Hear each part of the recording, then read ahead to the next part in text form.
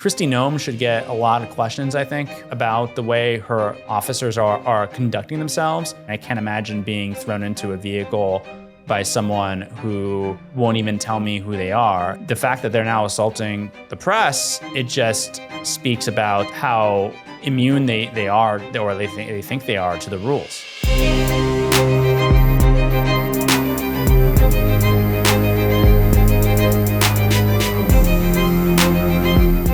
Welcome to Powerlines, presented this week by Beehive.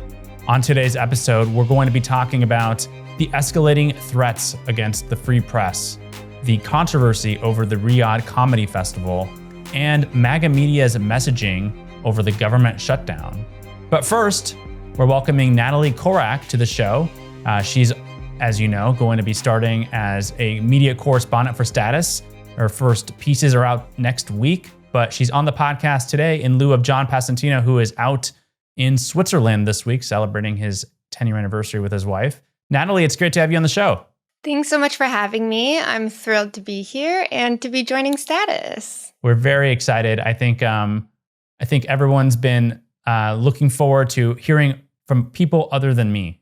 So we're very excited to have you join Status. Natalie's going to be writing a newsletter on Wednesday and on Sundays, so you'll be able to see her there, and also contributing, I think, to the regular edition throughout the week. And to the podcast, as she is today. All right, so this week I flew to Washington, D.C. I was invited by Senators Blumenthal and Elizabeth Warren to participate in this, what they're calling a spotlight hearing on the free press. Natalie, did you by any chance catch any of this hearing? I did catch some of the hearing, and I also caught your statement where you mentioned a chilling effect, and this has had, such a massive impact across the news industry, and it has me thinking a lot about legal precedent in New York Times versus Sullivan in the 60s. Republicans were specifically leveling libel charges against news organizations in an effort to quiet them and stop them from covering things in their fullest extent. So, I think what the administration is doing is having a massive impact across the industry. Yeah, I mean, that was one of the pieces that I think that we talked about at the hearing was Donald Trump's, tendency. I hate to even say tendency. His constant lawsuits against news organizations. Obviously, he sued ABC and they settled. He sued Paramount over 60 Minutes and they settled. He's now sued the Wall Street Journal. They're fighting back. He's sued the New York Times. That was dismissed or thrown out of court by the judge, but we'll see what happens there. I doubt that's the end of the case. But there's also, outside the lawsuits, there's also the wielding of government to silence critics. And we've obviously seen this most prominently with Brendan Carr, the chair of the FCC, threatening ABC stations over Jimmy Kimmel's remarks, threatening Disney. And he's also launched a bunch of other media inquiries. He revived inquiries into NBC and ABC. Basically, every media company outside Fox is being investigated in one way or another by Brendan Carr. But it doesn't seem, the Democrats, they invited him to participate in this hearing. They wanted him there to defend himself and to answer questions. Obviously, Brendan Carr did not show up. I talked to Blumenthal after the hearing, and he had some very sharp words for Brendan Carr. But the Democrats, they don't really have any power right now, and so they can't, outside making noise like they did on Monday through what they called a spotlight forum, I believe. There's not much, it seems like, they can do to rein in Brendan Carr. Right, and that's obviously concerning given how much has already been leveled against the news media in this administration. It hasn't even been a year yet. And it sort of seems like Brendan Carr relishes in the fact that he sort of has this unconstrained power. There's not much the Democrats can do on Capitol Hill other than, send sharply worded statements his way. I guess media companies can say no to him and push back when he threatens them.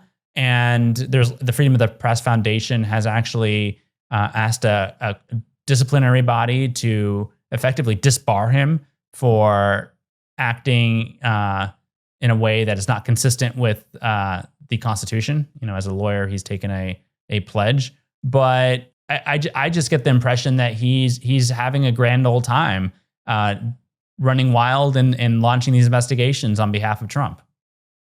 Yeah, I mean, he has enough power to essentially pressure a network through Benny Johnson's podcast. And I mean, I'm not sure how many viewers were watching at the time, but that circulates quite widely, and he doesn't even have to technically lift a finger to, have an entire drama erupt.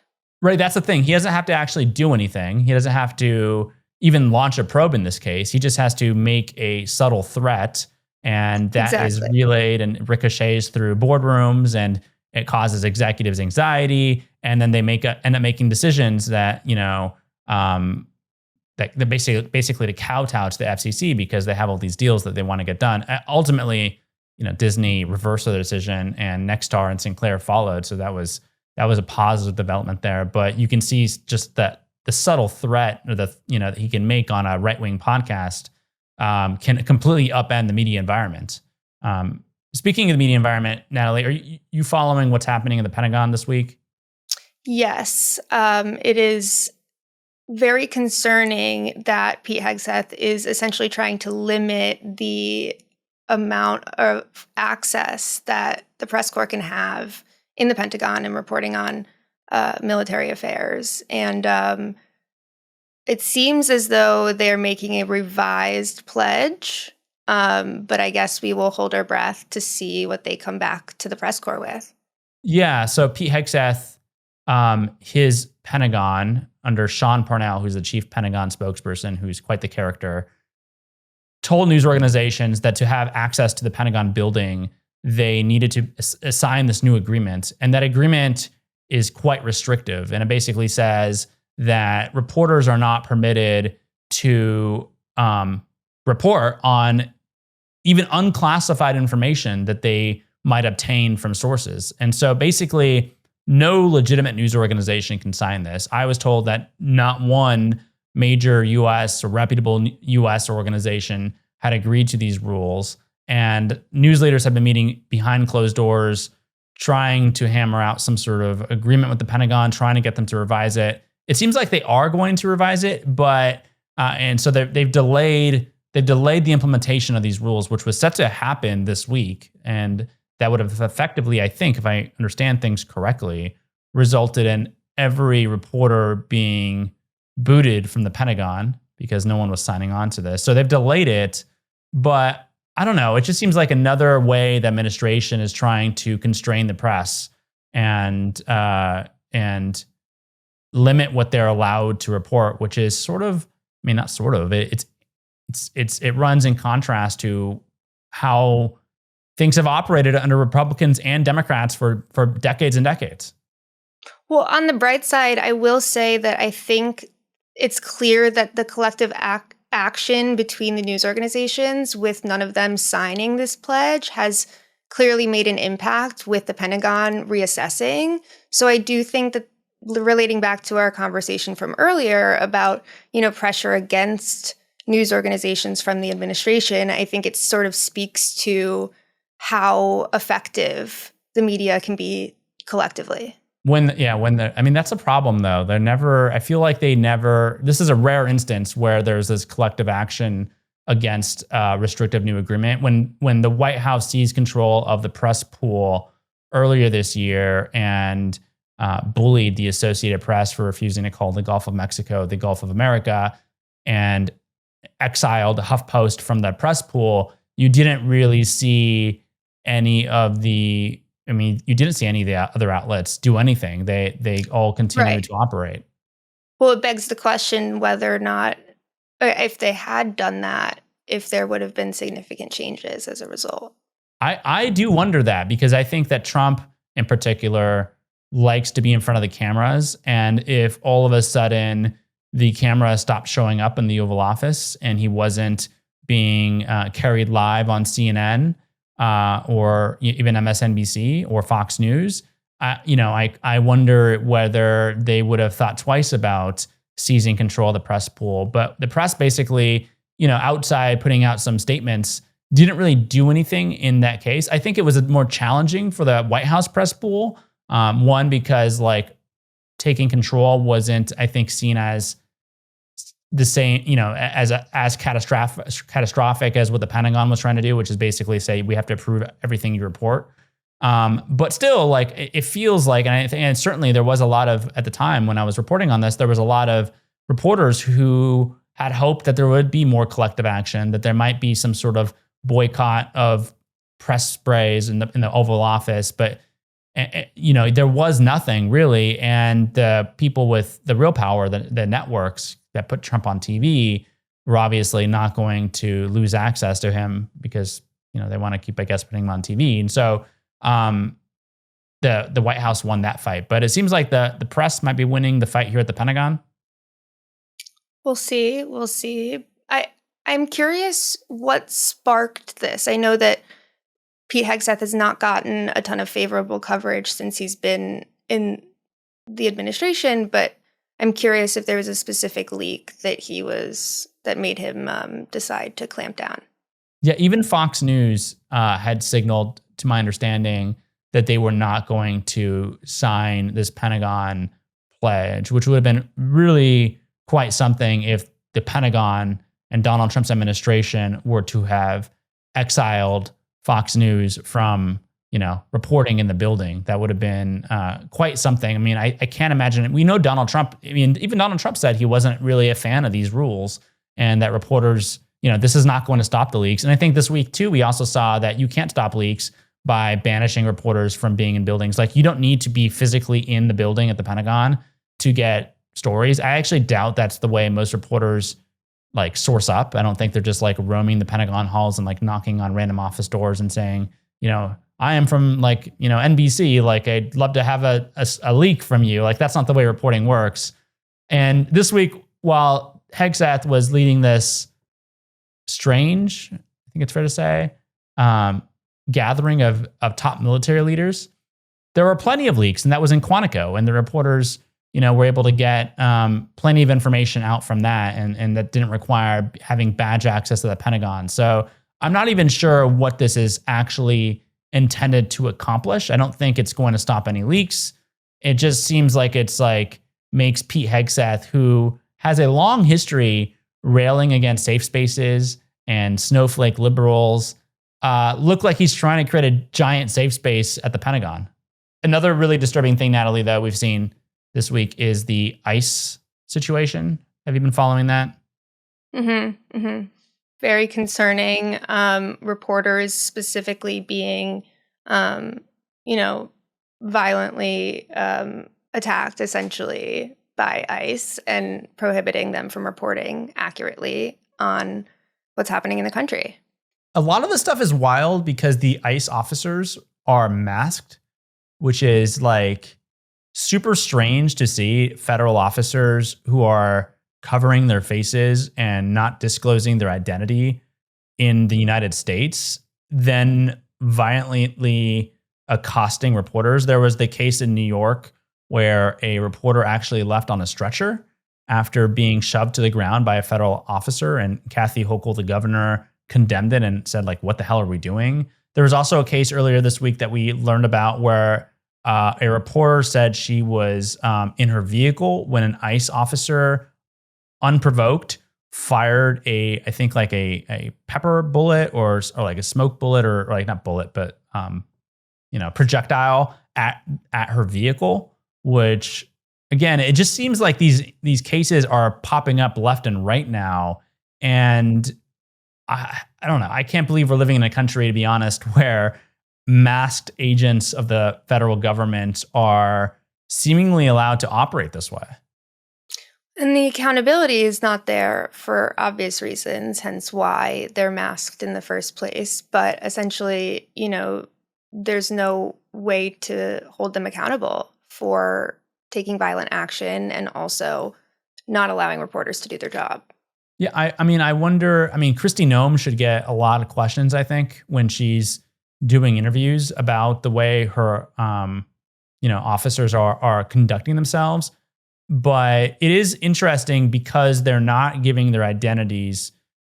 You know, they're on camera. I've seen a lot of these instances pop up on like Instagram Reels where you see ICE officers being filmed, but they're you don't know who they are. And I'm not sure. Is this? I don't know. It just seems counter to how things operate in this country, where you at least know that an officer is, their name and that you can see their face. I mean, I can't imagine being thrown into a vehicle by someone who won't even tell me who they are, and I don't even know how you're supposed to trust the agents when this happens. But the fact that they're now assaulting the press, I mean, it just speaks about, I think, like how immune they are, or they think they are, to the rules. Absolutely. Well, and then this administration specifically doesn't want press coverage of a lot of the things that they're doing. That much is evident. And I think ICE is a prime example of that. They don't want videos out there of their officers being identified. And I think ultimately that is a very severe concern for people's civil liberties in this country. Yeah, and I think it also speaks to Donald Trump, who was saying the other day that he might, that dangerous cities maybe should be like training ground for the U.S. military. He's encouraging a lot of this behavior, and it ends up creating an environment that's obviously, I think, to put it mildly, challenging for the press to cover and to operate in. And that's just another way I think this administration is seeking to chill speech. It's like a multi-pronged effort. It's through bureaucracy like the FCC. It's through I guess, frankly, violent interactions with federal agents. It's by delegitimizing news organizations as fake news. It's by suing them. I mean, this is like a sustained assault in multiple directions that the press is dealing with on a like daily basis. And it's all led by one man in the Oval Office. And it's frankly, I think, unprecedented. I think it's fair to say unprecedented in modern American politics. Obviously, there have been instances in the past where, like the country has gone through civil war, where there have been limitations and challenges for the press. But it's hard to think of anything similar to this in recent decades.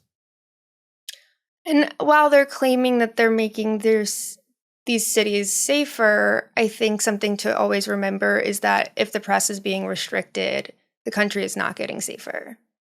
Yeah, I think that's a good point. Like, the press is there reporting on behalf of the public.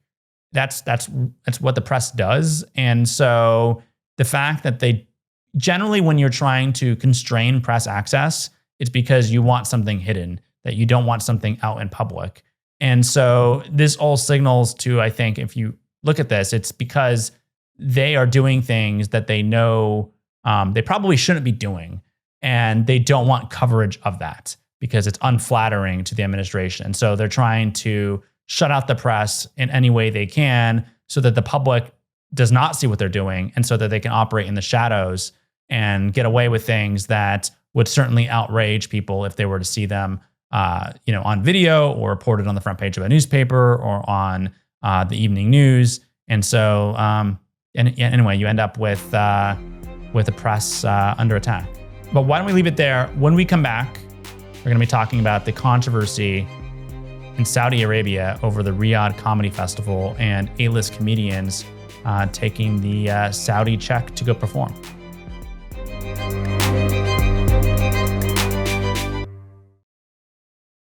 Changing seasons means harsher hair, drier skin, and the after effects of travel and summer sun damage catching up to your skin too.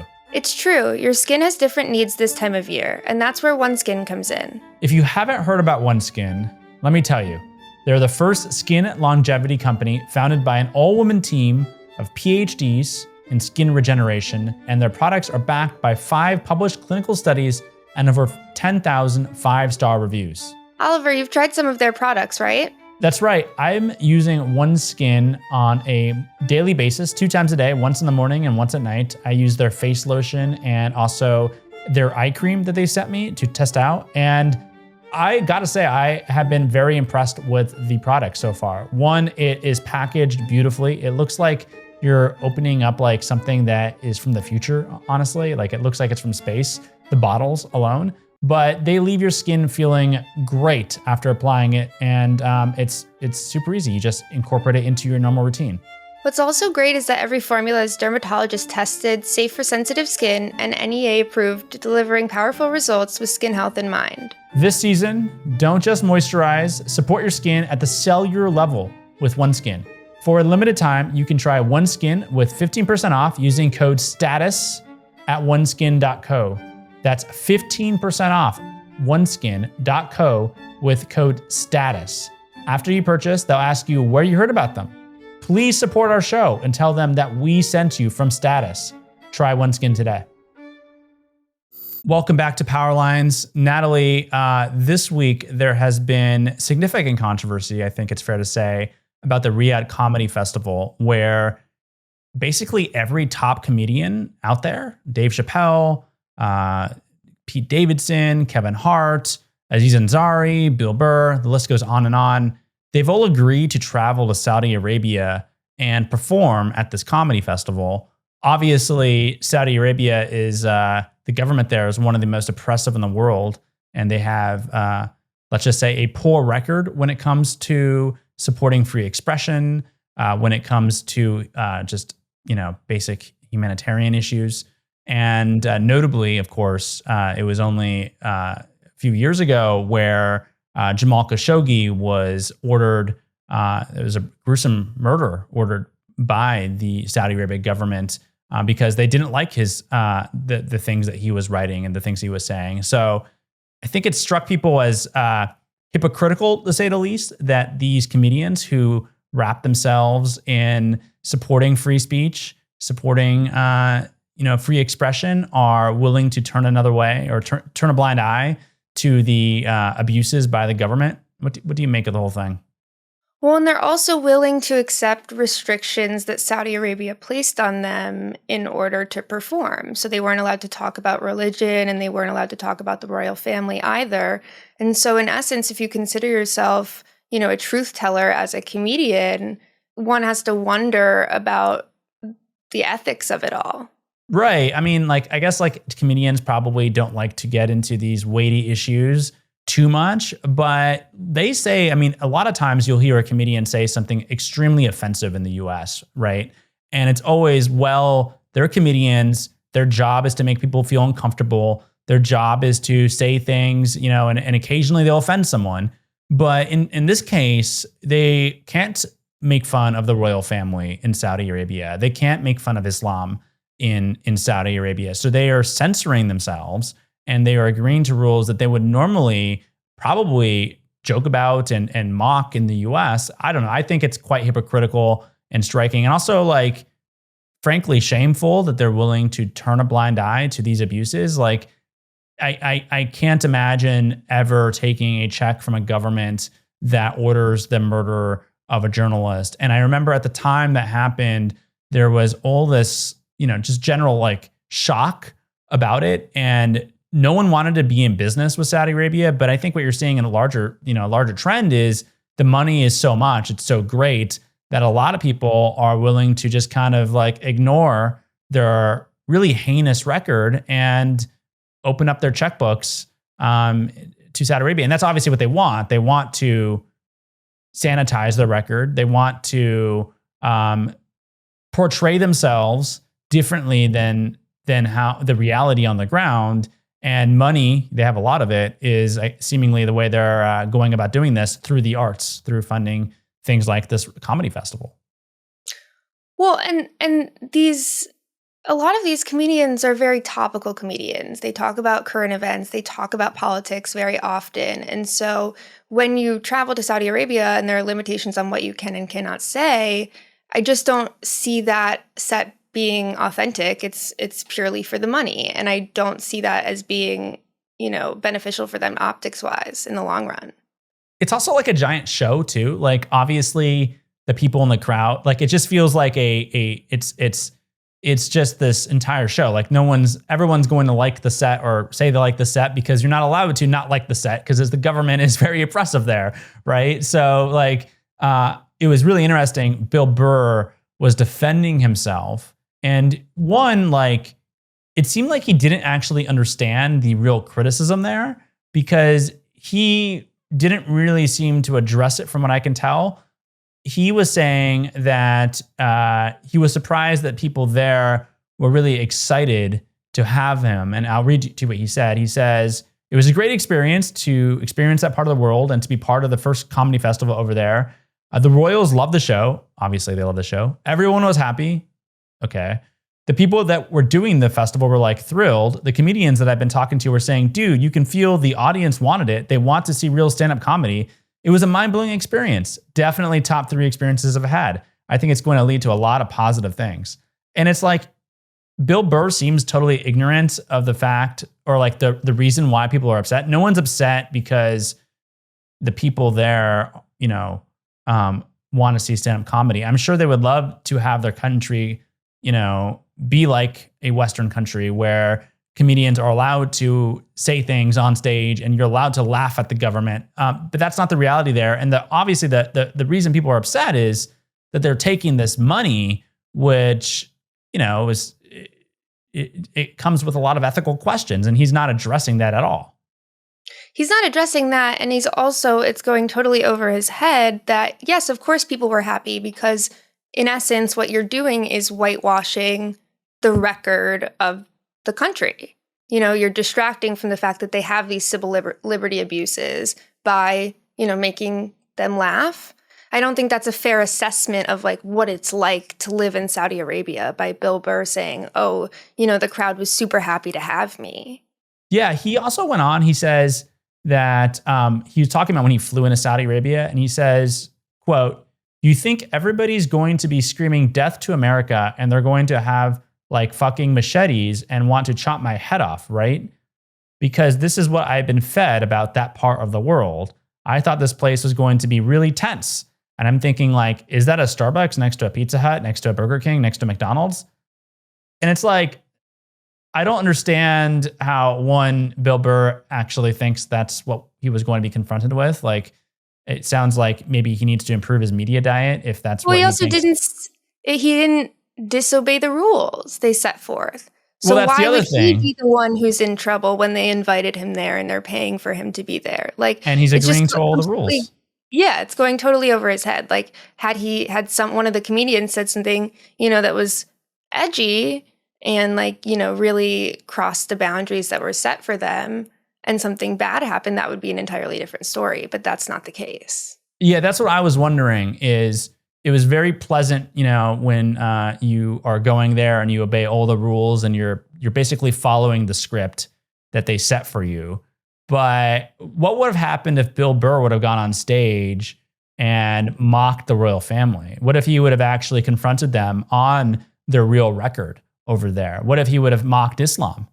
Would he have seen a different Saudi Arabia, perhaps? Right. Well, and that's what they've made their entire careers off of, too.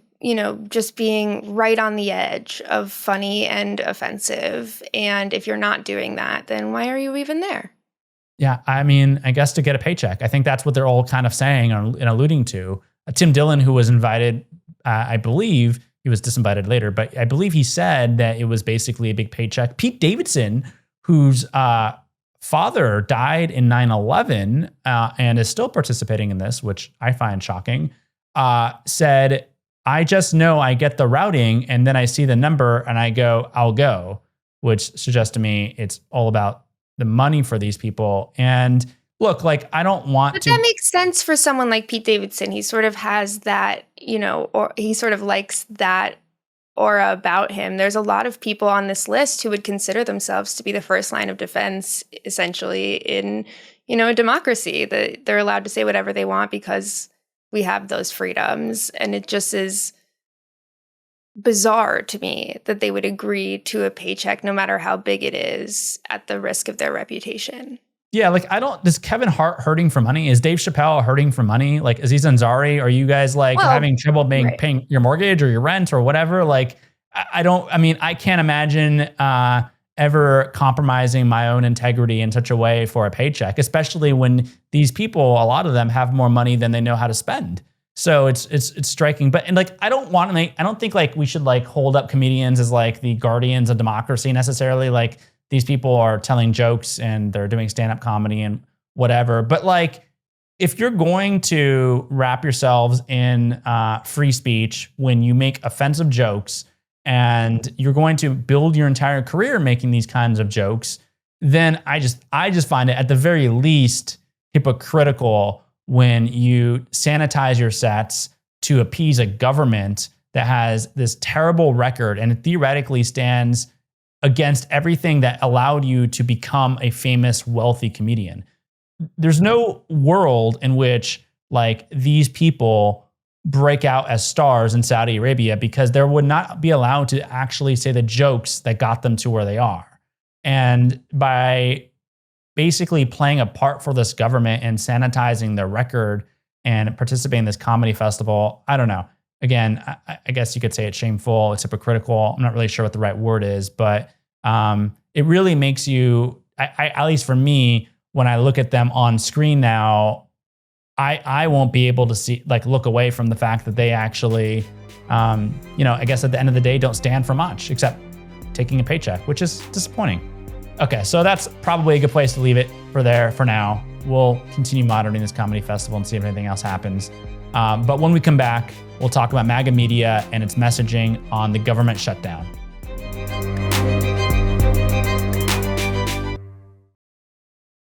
Before I tell you about this opportunity, let me share why I chose Beehive for status. From the beginning, I wanted status to feel distinct, not like it was stamped out of a template. Beehive has allowed us to build a completely custom experience, the design of the website, the way the newsletter looks in your inbox, and so much more. Most platforms force you into a cookie-cutter format, but Beehive gave us creative control to match the polish of the reporting itself. That was the deciding factor for me, not just the technology, but the ability to truly own how our publication looks and feels. Since switching to Beehive, I've experienced firsthand why so many others have made the same choice. It's the difference between using a generic tool and using something purpose-built for serious media operations. Which brings me to why I'm excited to share this opportunity with fellow media operators who are ready to take their publications to the next level. If you're running a media business with over 100,000 subscribers, Beehive wants to offer you something valuable, a free growth consultation to explore how switching platforms could unlock your publication's next level. It's not a sales call, it's a conversation with Beehive's team of veterans from top-tier media companies like The Information, Puck, Airmail, Morning Brew, and BuzzFeed to understand the unique challenges you're facing at scale, from subscriber retention and monetization to content distribution and audience segmentation. They'll work on ways to improve the success of your operation. If you're hitting the ceiling with your current platform or wondering how to optimize for the next 100,000 subscribers, this growth consultation could be exactly what you need. Visit beehive.com/status to book your call. That's Beehive, BEEHIV.com/status. Welcome back to Power Lines. Natalie, this week, well, the government shut down yet again. It seems like it happens so often now. But no surprise here. Donald Trump's allies in the media, Fox News, the right-wing podcast crew, other online personalities and talk radio, they are all laying the blame squarely on the Democrats. I was actually just visiting Breitbart's homepage, and the actual headline is Dems Shut Government. And notably, and this is what half the country, about half the country is hearing, but notably, they are also misleading. Well, one, they're misleading on the fact that Democrats shut down the government because really Republicans control the government. I know it's a little bit, dicier in Congress, if you will, but Republicans control the government. The president's a Republican. They're in control of the government. So Dems did not shut down the government. The Republicans, if you want to say someone shut down the government, it was the Republicans. But the MAGA media for at least a week, maybe longer, has been saying that Dems want to shut down the government because they want to give healthcare to undocumented immigrants. And particularly, they've basically homed in on the fact, or this is what they're saying to their audiences. This is what like Jesse Waters on Fox News said to his audience, that Democrats want to shut down the government to give sex change operations to illegal immigrants. That's the message you're hearing on Fox News. That's like almost verbatim, actually, from Jesse Waters' monologue. And so I was looking at Breitbart, and the headline, the big banner headlines, Dems shut down government for illegals, exclamation point. And then next, mass firings. And I think that's another part of the story. It seems like, I don't know if you picked up on this, but that there's like this salivating to some extent from some of the major media figures about the idea of mass firings that Donald Trump's been threatening. I think specifically in regards to the messaging around the shutdown, I think that it's concerning that that's the message that's being put out there. First of all, it logically makes no sense. Jesse Waters' argument that the Democrats are shutting down the government specifically to give sex changes to illegal immigrants is absurd.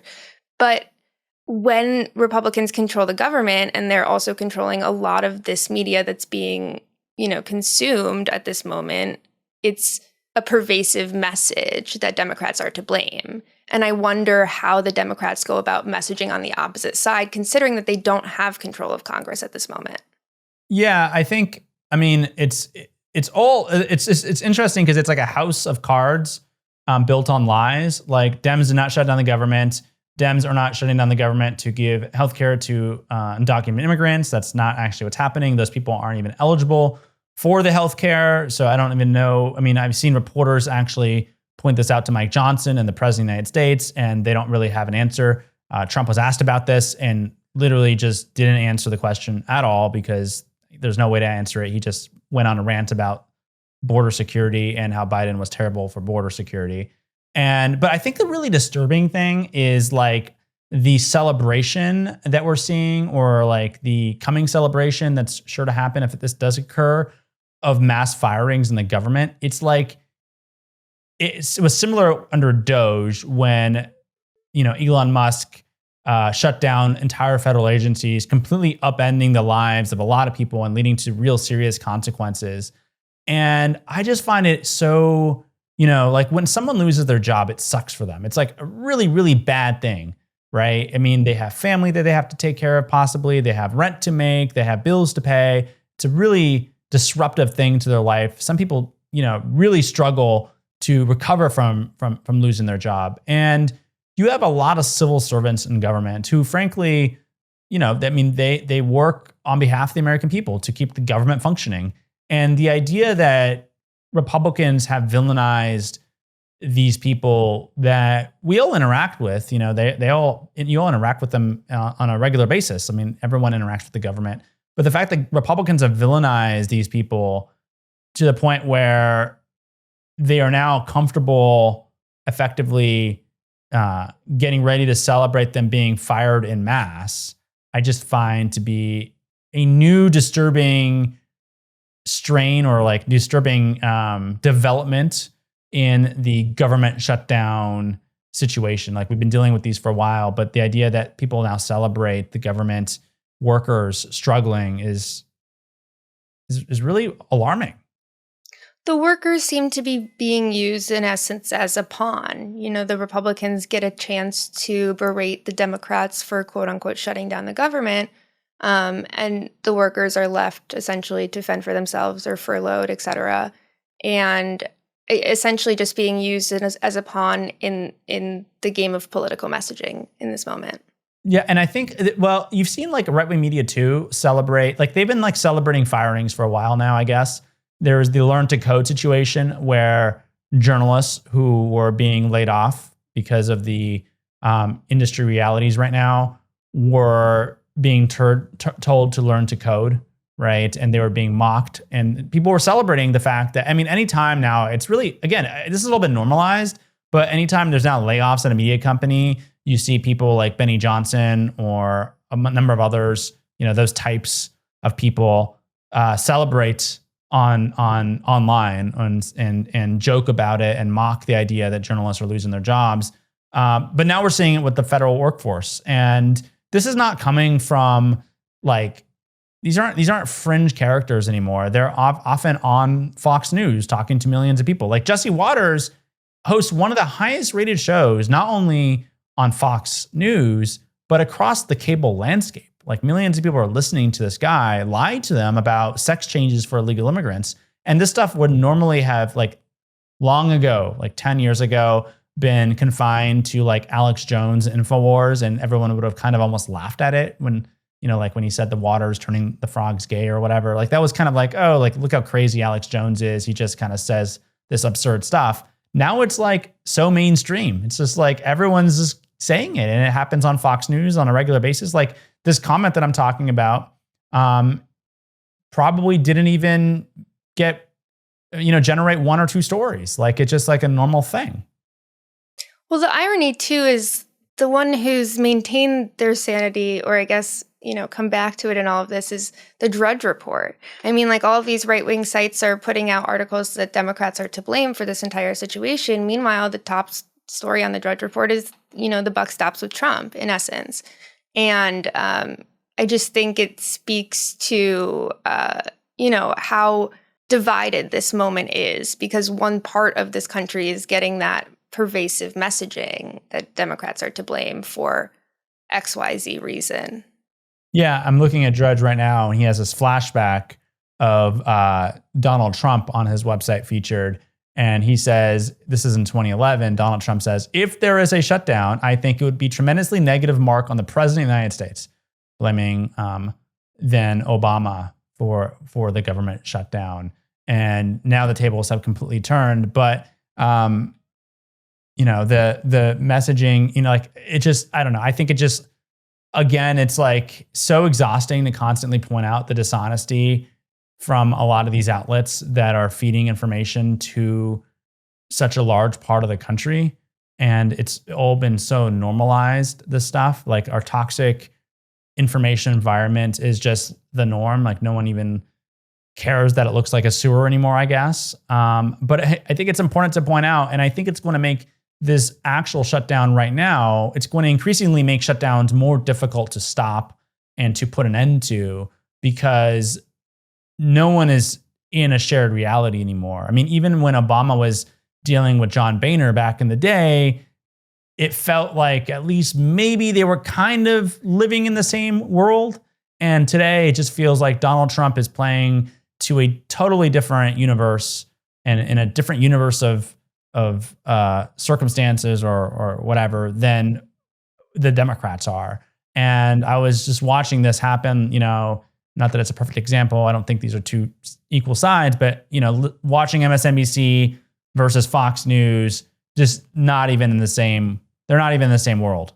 Yeah, I mean, there is just no political monoculture anymore. I think that everybody's consuming things from totally different platforms at all hours of the day, and also passively consuming things too. I mean, you're not realizing when something can be on in the background, or you scroll past something on a social media app. And I just think that there is very little left of a bridge between the two sides in terms of how they're consuming media and the messaging they're receiving as a result.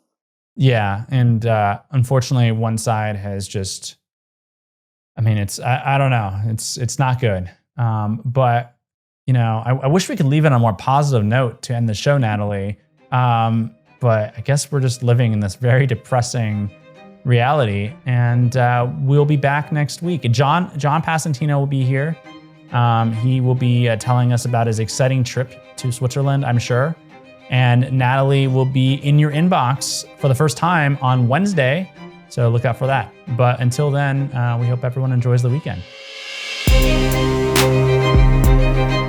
Thank you for listening to Powerlines, a presentation of Status. And a special thank you to Beehive for sponsoring this episode. The show is produced by Matt Havia and Antonio Enriquez in association with In the Arena Studios. Please like, share, and subscribe to Powerlines on Spotify, Apple, or wherever you listen, and watch full episodes and clips on our YouTube page at Status.